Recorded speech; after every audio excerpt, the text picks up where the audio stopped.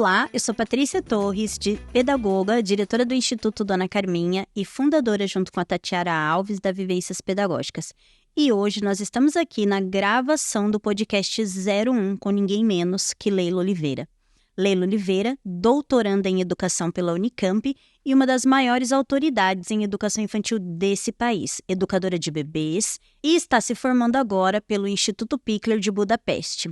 Hoje é uma honra para a gente convidá-la para esse episódio 01 que a gente faz em parceria para contar essas suas andanças, e o grande diferencial desse encontro é que a Leila, para além de ser uma estudiosa, ela visita creches por todo o Brasil, em assessoria, em apoio, e visita também a nossa, porque a Leila conhece a realidade da educação brasileira e, com isso, ela pode fazer essa interlocução de tudo que ela aprende lá fora com o nosso cotidiano. Então, é um prazer receber você, Leila, que, além de tudo isso, é uma grande amiga.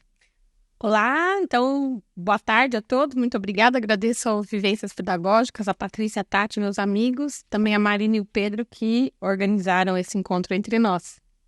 É uma honra, né, a gente tá conversando aqui hoje para falar. E a Leila, ela acaba de vir do seu curso lá em Budapeste, onde ela estagiou, onde ela vivenciou, onde ela estudou muito. A gente foi acompanhando isso pelas redes sociais. E aí surge em mim uma pergunta. Leila, como é educadora brasileira, uma pessoa que sempre estudou na escola pública, que luta muito vivenciar esse grande sonho que é estudar essa abordagem? Como foi para vocês? Bom, então eu comecei há muito tempo atrás, em 2014, foi a primeira vez que eu fui para Budapeste, mas eu também fui com uma necessidade que era uma necessidade da creche, né? Então eu estava trabalhando na época num projeto com bebês numa instituição e nesse período eu não sabia muito bem como é que eu podia colaborar com aquele grupo de crianças. Então, eu estava fazendo uma pós de 0 a 3 anos e li um texto da Ana Tardos. E foi a partir da leitura desse texto que eu acabei entrando em contato com o Instituto Pickler. Na época se chamava Instituto Loxi, né? A gente chamava de Loxi, hoje a gente não chama mais. Loxi é a rua onde está o Instituto Pickler. E aí eu enviei o e-mail e pouco tempo depois a presidente da Associação Pickler Brasil, professora Silvia Nabinger, me liga, depois de uns 3 meses que eu tinha mandado esse e-mail, e diz, a gente tem um grupo que está indo semana que vem lá para Budapeste. E aí foi a primeira vez que eu fui. Tenho que dizer que a primeira vez que eu fui, eu não entendia muito bem o que é que eu estava vendo, mas eu sentia, então não era uma coisa muito racional, mas eu sentia que ali havia alguma coisa que podia me ajudar nessa relação com os bebês e as crianças pequenas, especialmente nas creches públicas com as quais eu estava trabalhando. Então, eu comecei ali e no ano de 2018, então, nós iniciamos esse curso, que é o curso de formação Pedagogo Pickler, e eu estou indo no ano que vem para a última etapa desse curso. E é uma emoção ter uma brasileira, pedagoga Pickler, né, pickleriana. E Leila, como é estar lá nesse cotidiano? Essa visita, vocês chegam, fazem algum curso, vocês vêm no dia a dia? Explica pra gente aí como que é. Então, esse curso é dividido basicamente em 3 etapas muito distintas, né? Então, a gente faz módulos, são módulos de 5 dias, o dia inteiro. Então, com temas específicos, né? E agora, na fase que eu tô, né, que é o 8º módulo, a gente já vai para uma experiência diferente. A gente faz uma semana de curso, mas baseada nas experiências que nós mesmos temos. Então, é uma coisa muito interessante, porque a gente começa compreendendo os fundamentos da abordagem Pickler mais ou menos até o 6º módulo, e depois disso a gente passa a tentar fazer uma interlocução com a nossa experiência, com a experiência brasileira, com as experiências que a gente tem aqui. E depois desses cursos, desses módulos de 5 dias, a gente tem a possibilidade de fazer estágio. Então, não são todas as vezes que a gente faz, mas esse ano, especialmente, eu pude, pela segunda vez, ficar 3 dias dentro da creche, dentro das salas, junto com as crianças e com as educadoras lá, para entender um pouco melhor como funciona o dia a dia, como é que é organizada a vida dos bebês ali naquela instituição. Então, eu vou te fazer uma pergunta que todo mundo faz pra gente aqui na nossa creche também. Quantas crianças e quantos educadores? Como que é essa rotina lá? Como que... Eu sei que é um sonho, né? para muitos educadores, então queria que você contasse assim em detalhes. Você chegou, viu a entrada das crianças, como que é esse cotidiano? Bom, então o estágio acontece da seguinte maneira: a gente é recebido primeiro pelas educadoras da casa e elas já dizem para nós como a gente tem que se comportar. Uma coisa muito interessante que eu acho, Patrícia, que eu sei que é um cuidado também que vocês têm aqui no Vivências, né? E aqui no Dona Carminha, no Instituto Dona Carminha, eu sempre senti isso. Muitas pessoas, quando a gente fala, olha, mas a gente faz assim na nossa instituição, já dizem, então eu quero ir lá ver, quero observar.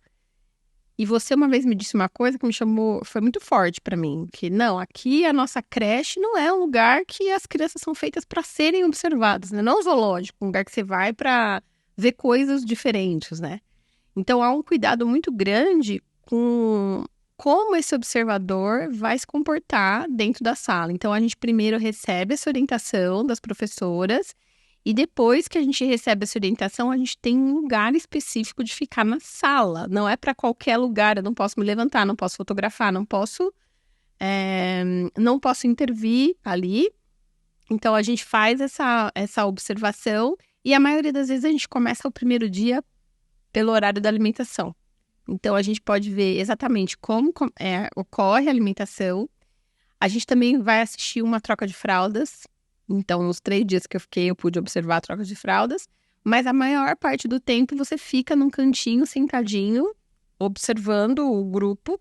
E elas pedem para que a gente faça anotações para que as crianças não sintam exatamente que elas estão sendo vigiadas, né? Eles contam para as crianças que ali vai uma pessoa e que essa pessoa vai observar o que acontece e aí você observa.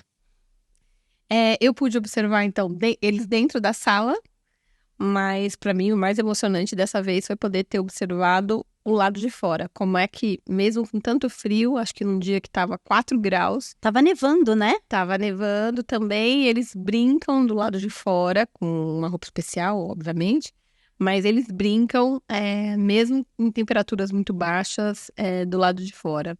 E a outra coisa que eu também pude observar é o grupo Pais Bebês, que também é uma coisa que a gente pouco conhece aqui no Brasil, mas é uma atividade que eles têm para as crianças que não vão à creche. Então, os pais e os seus bebês vão a um espaço totalmente preparado e podem brincar. E quantas crianças hoje, mais ou menos, tem o Instituto? Então, cada grupo tem 12 crianças.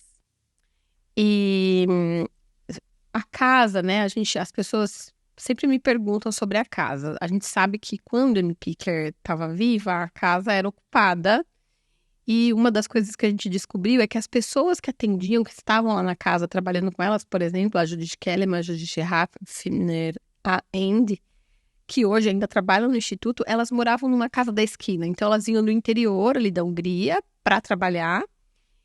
E na casa, 2 andares eram ocupados pelas crianças. Hoje não pode mais, porque a lei húngara não deixa usar o 2º andar, né? Por conta da escada, só pode usar o 1º andar. Então, isso fez com que fosse diminuído o número de crianças. Então, em cada turma, hoje, eles têm 12 crianças. É assim que funciona. E eles têm, em média, são 3 educadoras, mas tem uma coisa bem interessante, né? Que elas não entram juntas e saem juntas. Então, no primeiro momento da manhã, uma educadora está com todas as crianças, com esses 12. Sozinha com os 12. E no final do dia acontece a mesma coisa, porque elas entram em horários separados. Ô, Leila, e qual foi, assim, a sua sensação de estar nesse lugar? Em uma palavra, se você pudesse pensar, o que te marcou, o que foi diferente, o que foi um momento que você refletiu e pensou, precisamos pensar mais sobre isso no Brasil. Precisamos... porque você sabe, né, Leila, você é uma referência e sempre que você traz assuntos inéditos a serem discutidos no país e você traz isso de uma forma muito sensível e nos provoca uma mudança na prática. O que dessa vez te marcou? Cada vez que a gente viaja para lá, algo que eu acho que vai depender muito do seu momento de vida. Porque uma das coisas que as pessoas... que é difícil para a gente compreender é que a abordagem Pickler não é método. Então, como ela não é um método, ela não pode ser replicada. E você pode ler todos os livros sobre a abordagem Pickler e nem sempre a gente consegue ir adiante. Estou falando isso pela minha própria experiência no início, assim. Era muito difícil eu tentar fazer uma interlocução e eu sempre dizia para mim, é óbvio que não vai dar certo, porque, sei lá, porque são mais crianças, porque o ambiente é diferente, enfim. porque a cultura é diferente, a gente sempre vai dizer isso.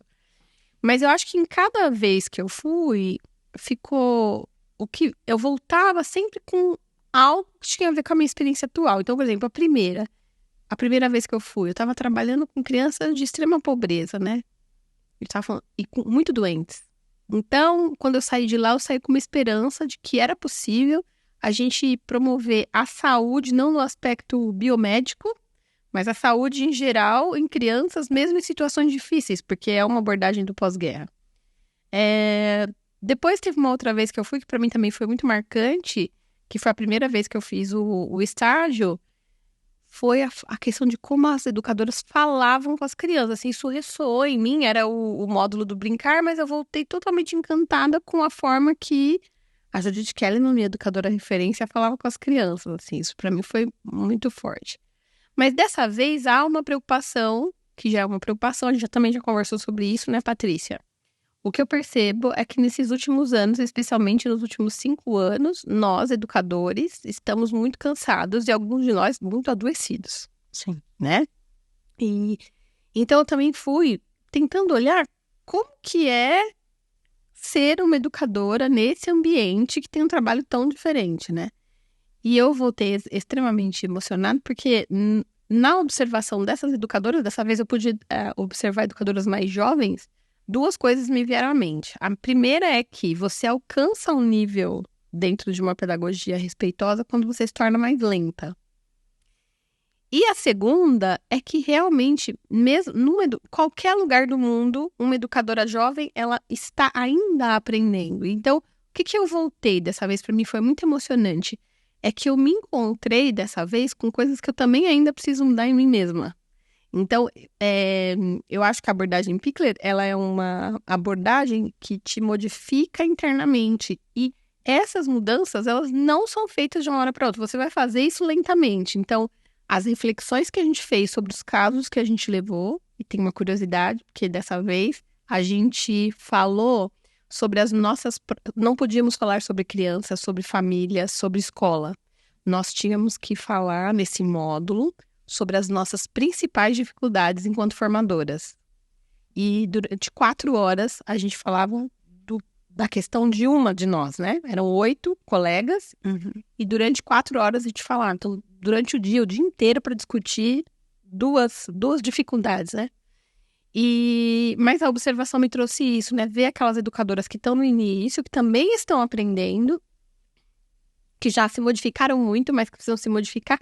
E isso trouxe para mim, nossa, mas eu também, faz muito tempo que eu estou estudando isso, mas ainda tem muita coisa com a qual eu preciso lidar internamente e modificar também. Então, para mim, uma das principais questões é essa, é entender que por mais que você estude a abordagem Pickler, ela só vai fazer diferença se você modificar o seu próprio comportamento. E isso não é algo rápido.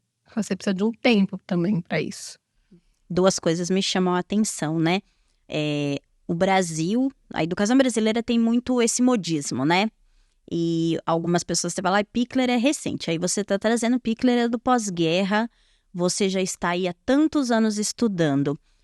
Então não dá para ler um livro e dizer a minha instituição é 100% pickleriana. Você está dizendo é um processo.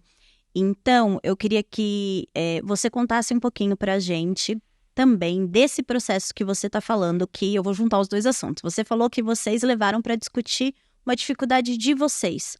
Como é esse processo, na sua opinião, dos educadores em geral? Como deve ser esse processo de olhar para as nossas próprias dificuldades, né?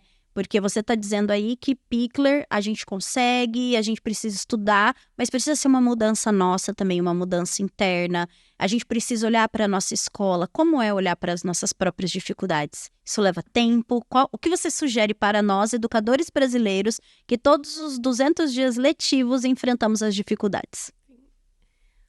Eu acho que tem 2 possibilidades, né? A primeira é a que Amy Pickler sempre disse. Ela disse que primeiro você tem que querer. Então, querer se modificar internamente, por incrível que pareça, ainda há muitas, não só na educação, em geral, quando você vai olhar para a vida humana que a gente vive hoje, muitas pessoas acham que não precisam se modificar, sim, que são daquele jeito e que tá tudo bem ser daquele jeito. Então, acho que esse é um ponto principal. As falas das nossas professoras são sempre essas. A mudança, para acontecer a mudança, a primeira coisa é que você tem que querer que essa mudança aconteça. E a segunda questão é a mais fundamental. Como é que a gente sabe o que a gente precisa mudar quando a gente vê que no trato com a criança tem algo que a gente faz com ela que a gente não faria com o adulto? Ou tem algo que a gente faz com ela que a gente não faria conosco. Então, eu sempre digo, se você quiser modificar a sua postura ao falar, o que é melhor? É saber que eu falo assim com ele, e será que eu gostaria que falassem assim comigo? Ou, em coisas muito práticas, né? A gente vê aqui no Instituto Dona Carminha, que já mudou tantas práticas, né? Em especial de alimentação, que eu acho que aqui vocês têm mais experiência há muitos anos, vocês fazem já uns 10 anos já, né?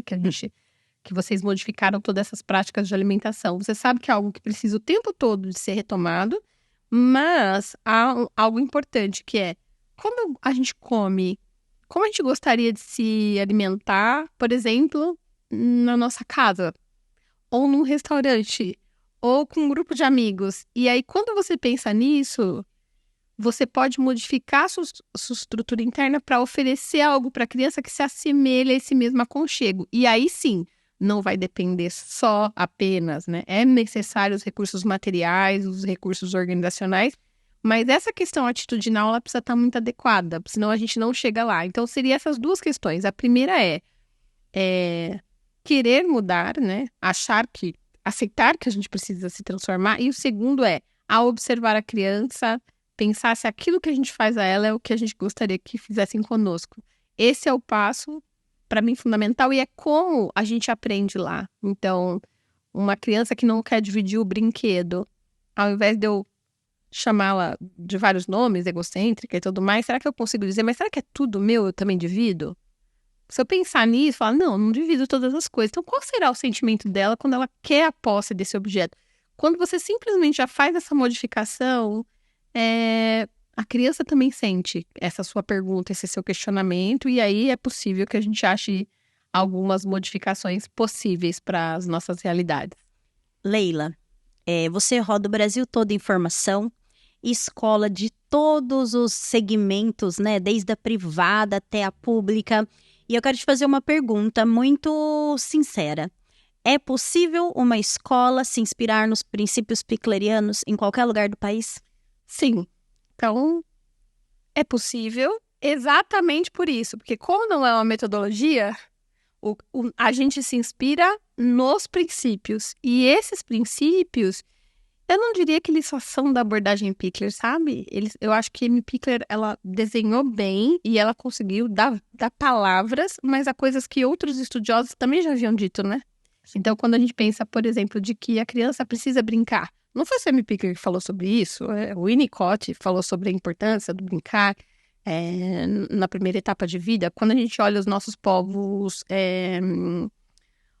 tradicionais, né, das culturas muito mais tradicionais, a gente vai perceber também que a brincadeira é algo que eles olharam como de grande importância. Se você vai na psicanálise, né, agora a gente está estudando a caixa de areia, então, por exemplo, quando você vai ver o que Jung falou sobre o brincar, a importância do brincar, você vai perceber que eles estão dizendo a mesma coisa, só que em lugares diferentes. E então, sim, os princípios, eles são possíveis de serem mobilizados.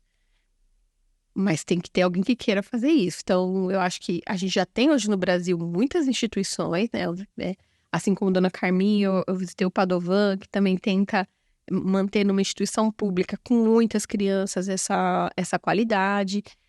E eu conheço minhas alunas, né, que estão sempre comigo, elas vão fazendo modificações nas suas instituições, algumas delas foram premiadas, né? O caso da Rosana, lá de Santos.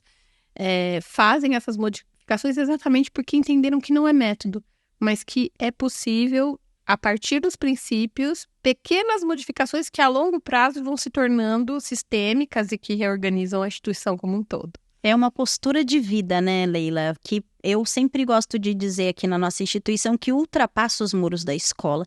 Pickler vai nos moldando até nas nossas relações com as crianças da nossa família. E uma das coisas que me emocionam muito é pensar na relação privilegiada do adulto com a criança. E aí você falou que essa relação tem que a gente pensar nesse tempo, né? Que tem que ser algo suave, tem que ser algo lento. Eu acho que a gente precisa fazer esse convite às nossas escolas. Existe o tempo relógio, existe tudo aquilo que a gente tem que fazer, mas tem como ter o tempo lento, né, Leila? Sim, eu acho que a questão toda é como a gente preenche o Dia das Crianças, porque, na verdade, se a gente for olhar, o que é essencial para um bebê? Essa é uma pergunta que eu fiz. Você observar as crianças lá em Locks é até interessante, porque parece, Patrícia, que é monótono, entende? Para uma pessoa muito agitada, aquilo pode parecer monótono, porque a vidinha deles é dividida entre brinco, vou dormir, vou comer, vou me trocar e vou me relacionar entre os meus amigos, mas ele não é um dia todo preenchido de muitas atividades dirigidas, de muitos atropelos, tarefas uma atrás da outra. É um dia muito lento. E se a gente for olhar para a experiência brasileira, a gente está tornando cada vez mais o 0 a 3 algo muito abstrato, né, às vezes, e também a gente faz experiências que para os bebês não tem muito sentido. Então, a gente preenche todo esse dia com as atividades dirigidas, como diz a Ana Tarda, né? A gente enche de atividades dirigidas e no final do dia estamos cansadas. Nós, professoras, então por isso eu falei para você da minha preocupação primordial nesses últimos anos, que é o cansaço desses professores, porque ele faz um monte de coisa, ele fica o final de semana dele planejando atividades dirigidas e, na verdade, não é isso que o bebê precisa ainda, né? O bebê precisa ainda se dar conta de si, do entorno. Ele precisa entender as coisas que dizem respeito a ele. Então, como se come, como se dorme, como se troca, como se brinca, como se relaciona com o outro. E a gente vai colocando muitas tarefas com nomes muito difíceis, mas que, na verdade, não dizem respeito ao essencial para essa faixa etária, que é estar entrando na vida como um todo, né? Então, acho que esse pode ser um fundamento para a gente repensar. Por que a gente preenche tanto o Dia das Crianças, assim? Dos bebês e das crianças pequenas. Esse foi o episódio 1 com Leila Oliveira, tô aqui emocionada. Acho que a gente poderia gravar essa conversa numa mesa, tomando um suco, dialogando, tomando um vinho, porque o assunto rende muito. Então, se você ficou com alguma dúvida, quer saber um pouco mais sobre as viagens da Leila, quer saber um pouco mais sobre o cotidiano do Instituto Pickler, manda pra gente montar o episódio 2.